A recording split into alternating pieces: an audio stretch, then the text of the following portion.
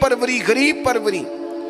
غریبوں کا بھی دل نہیں کرتا گریبوں سے دوستی کرنے کو، وہ بھی کسی تگڑے بندے سے.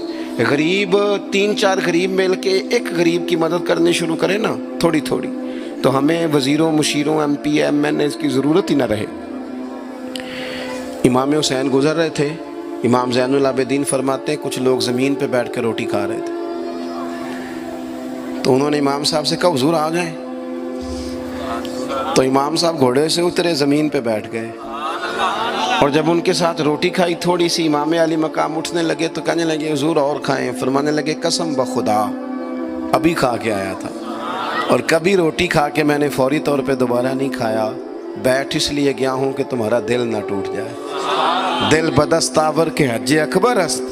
عزیز دوستو، غریب پروری، بہادری، اور سب سے بڑی بات یہ کہ قناعت پسندی، تھوڑے پہ گزارا. یہ جو ہم روز دکھ سناتے ہیں نا اپنے بیٹوں کے، بیٹیوں کے، پریشانیاں، آزمائیاں ہم نے طاری کر لی. میں اکثر کہتا ہوں کسی کی بیٹی اتنا کام نہیں کرتی اس کے ہاتھوں پہ چھالے پڑ جائیں، لیکن حضور کی بیٹی کرتی ہے. محبوب کی شہزادی یہ کام کرتی ہے کہ ہاتھوں پہ چھالے پڑ جائیں. نبی پاک صلی اللہ تعالیٰ علیہ وسلم کی شہزادی یہ کام کرتی تھی، ڈیوٹی کرتی تھی ذمہ داری سے. اور کنز المال میں وہ چمکتے دمکتے لفظ حدیث کے موجود ہیں کہ اونٹ کے بالوں کی بنی ہوئی چادر اوڑھ کے سیدہ فاطمہ چکی پیس رہی. محبوب نے دیکھا، آنکھوں میں آنسو بھی آئے. پتہ فرمایا کیا؟ فرمایا فاطمہ بیٹا دنیا میں تھوڑی سی تکلیف برداشت کر، آخرت کی ساری عزتیں اللہ تجھے ہی عطا فرمائے گا. اپنے گھروں کے اندر یہ خوبصورت ماحول لائیں. اور پھر سب سے بڑی بات یہ تھی کہ ان کا جو رشتہ تھا نا مصلی کے ساتھ. سبحان اللہ. یہ اذان کس کی ہے؟ اذان ایک کا ہی جواب دینا ضروری ہوتا ہے جی. زیادہ اذانیں ہو رہی ہیں نا تو ایک کا ہی جواب دیا جاتا ہے. آپ توجہ کریں میری بات پر. عزیز دوستو، نبی پاک صلی اللہ بہت بڑی تگڑی ہے. او جناب وہ آج کل جو ہمارے نقیبے محفل ہوتے ہیں نا وہ تو کوئی صلی اللہ علیہ وسلم. ہمارے جو محفل کے اسٹیج سیکٹری ہوتے ہیں وہ تو کوئی 3-4 منٹ لگاتے ہیں جنت میں بھیجنے میں، پر نعت خواں تو 1.5 منٹ ہی لگاتا ہے. اندر تسی جلسہ کراؤ تو جنت تہاڈی.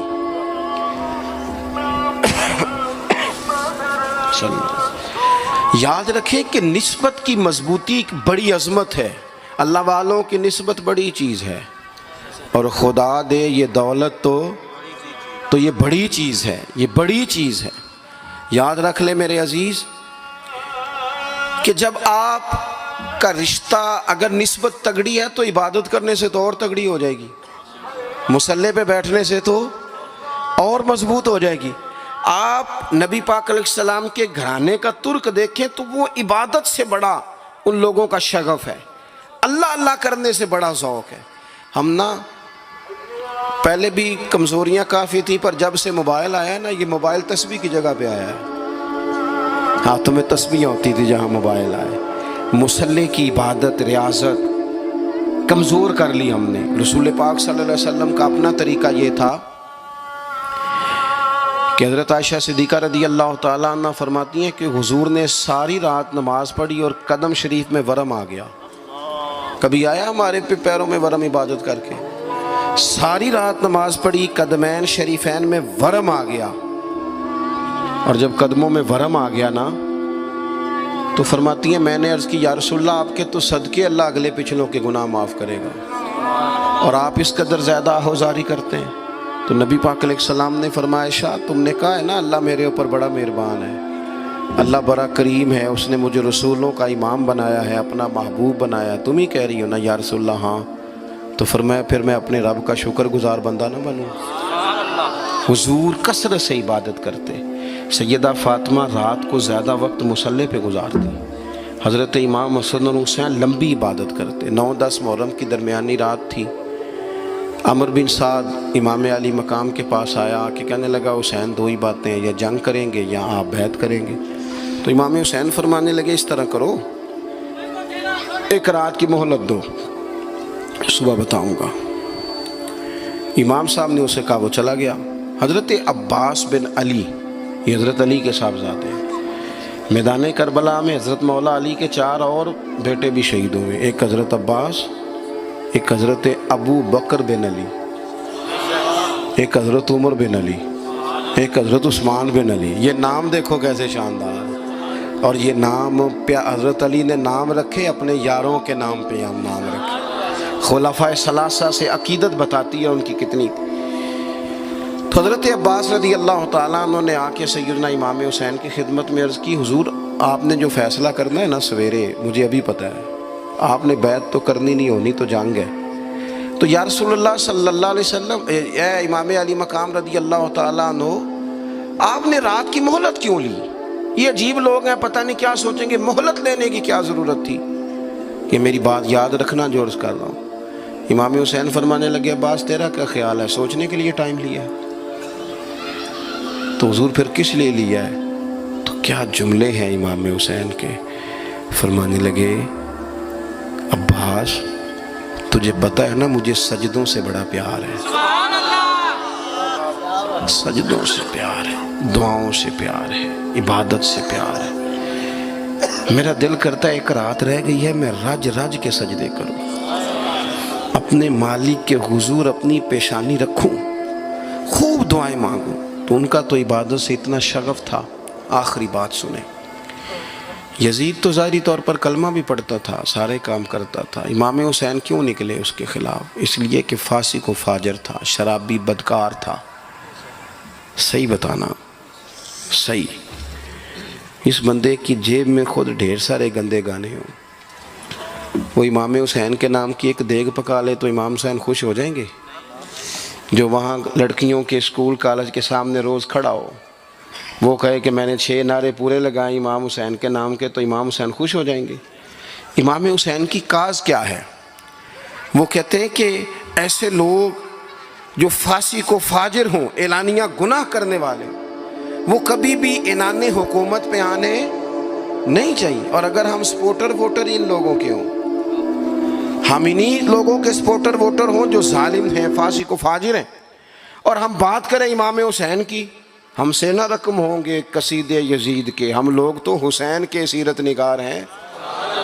دورنگی چھوڑ کے یک رنگ ہو جا، سراسر موم ہو جا یا سنگ ہو جا، آپ کبھی کسی ظالم کے سپورٹر نہ بنے. کبھی بھی آپ کو پتہ چل گیا بندہ غلط ہے تو ڈٹنا سیکھیں، کھڑے ہونا سیکھیں. وَلَا تَحْسَبَنَّ اللَّهَ غَافِلًا عَمَّا يَعْمَلُ الظَّالِمُونَ.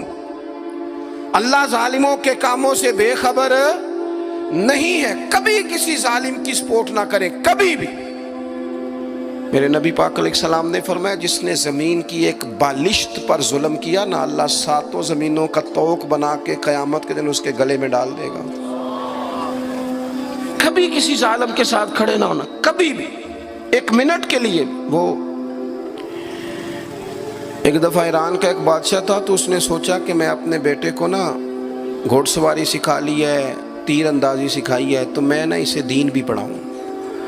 اس نے ایک بزرگ عالم کا انتخاب کیا کہ میرے بیٹے کو آپ نا کتاب و سنت پڑھائیں. تو بچہ ایک زمانہ استاد کے پاس کئی سال جاتا رہا. جب اس کی تعلیم مکمل ہو گئی نا، تو ایک دن فارغ ہو گیا، جس طرح ہمارے ہاں چلیں آمین ہوتی ہے یا دستار ہوتی ہے، بچے کی تکمیل ہو گئی. ایک دن ویسے ہی استاد صاحب نے گھر بلایا، کہا پتر میرے پاس آؤ. بچہ چلا گیا تو استاد صاحب نے اندر سے کنڈی لگا لی اور بچے کو کافی سارے تھپڑ مارے، کھینچا، زد و کوب کیا، مارا. بچے نے گھر آ کے والد کو شکایت لگائی تو والد کہنے لگے، پتر تیرے استاد عالم فاضل بندے ہیں، ایسے بلا وجہ مارا، میری سمجھ میں نہیں آتا. ماں کو کہا تو اماں کہنے لگی، پتر تیرا باپ کہتا تو ٹھیک ہے، چلو حالات بدل گئے، زمانہ بیت گیا، وہ بادشاہ فوت ہو گیا، یہ بیٹا تخت پہ بیٹھا. اب وہ درد نہیں جاتا تھا اندر سے کہ استاد نے زیادتی کی میرے ساتھ.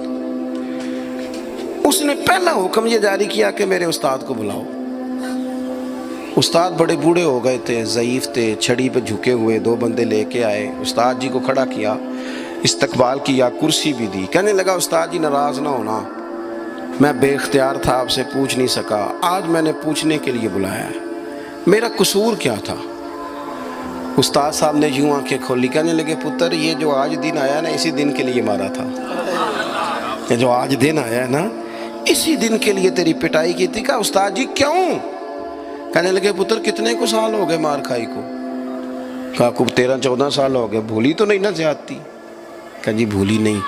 فرمانے لگے اس لیے ہی تجھے مارا تھا کہ ایک نہ ایک دن تو نے باپ کی جگہ پہ بیٹھنا ہے، پتر خیال رکھنا اگر میں نے تیرے ساتھ کوئی زیادتی کی تھی تجھے 14 سال نہیں بھولی تو بھی کسی کے ساتھ نہ کر بیٹھنا، اسے قیامت تک نہیں بھولے گی، اور ایک عدالت صبح قیامت بھی لگے گی، پھر وہاں جواب دینا ہے ثم لتسألن یومئذ عن النعیم۔